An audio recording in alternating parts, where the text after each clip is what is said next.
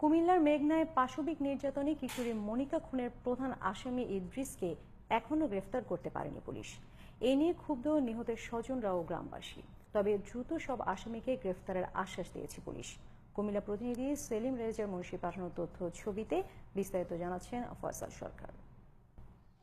মেঘনার কান্দারগাঁও গ্রামের ভ্যান চালকের মেয়ে মনিকা 20 জানুয়ারি সন্ধ্যায় মোবাইল চার্জ দিতে যায় পাশের বাড়ি, কিন্তু আর ফেরা হয়নি।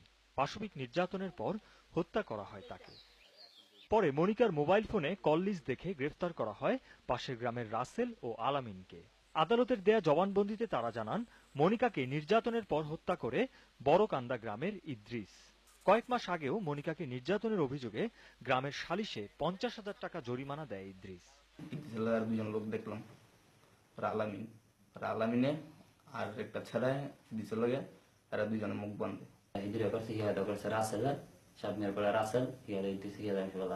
মেয়েকে হারিয়ে বাকরুদ্ধ বাবা হালিম সহ পরিবারের অন্য সদস্যরাও। আমি চাই যে আসামির ফাঁসি হোক একবারে, যাতে বাংলার বুকে আর কোনো মায়ের বা কোনো বাপের বুক খালি না। মনিকা খুনের মূল আসামি ইদ্রিস সহ জড়িত সবাইকে দ্রুত গ্রেফতার করে সর্বোচ্চ শাস্তির দাবি ক্ষুব্ধ গ্রামবাসীর।